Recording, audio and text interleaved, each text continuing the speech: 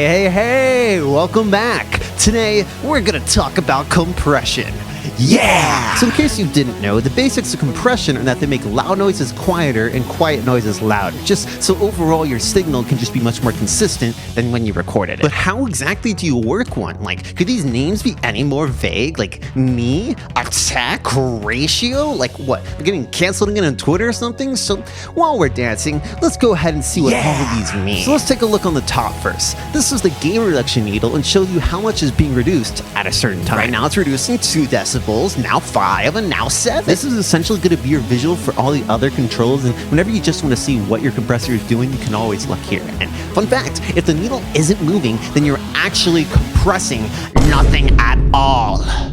So get it together, silly. Next probably is the most important compressor control, threshold. Threshold is essentially the bigger the number, or I guess technically the smaller because it's like negative and everything, but it looks bigger, the more you compress. And if you ever want to see how much you're compressing, you can always look back to your gain reduction needle. But for those of you who really want to understand what's going on, as we said, a compressor lowers the loud parts of a song, but you need to tell a compressor what is loud. And so you do this with a threshold by saying anything above this level is too loud. It needs to be turned down. Help me.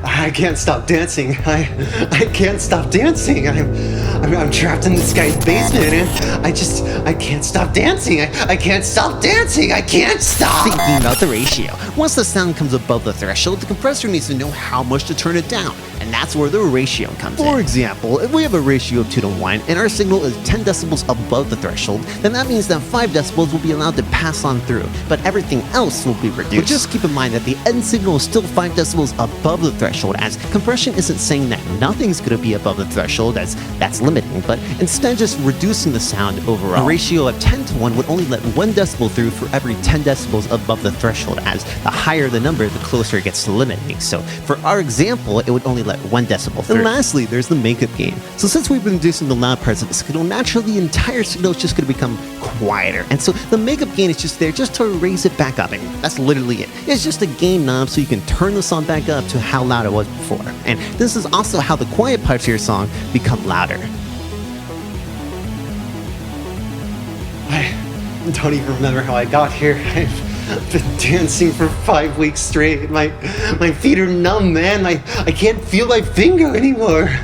I think he's controlling us with the compressor controls, but I don't know where his compressor is. He has this VIP room where he takes people in, but they never come out, and I think I'm next. Please, if you can hear me, help me with...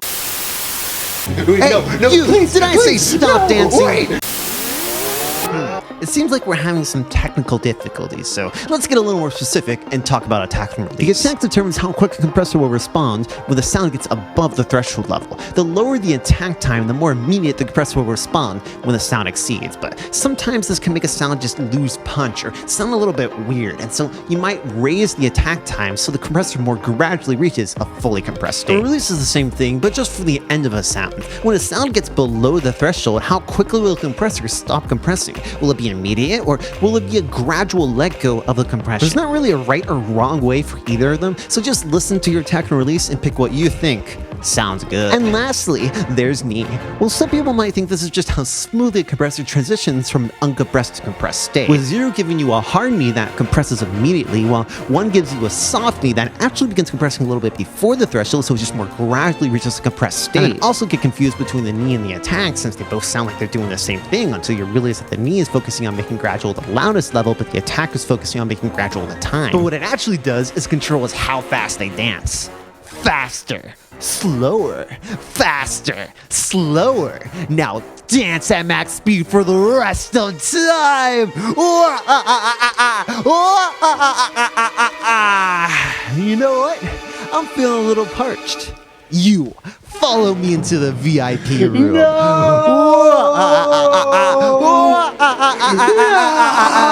You'll never escape. So good luck and keep dancing.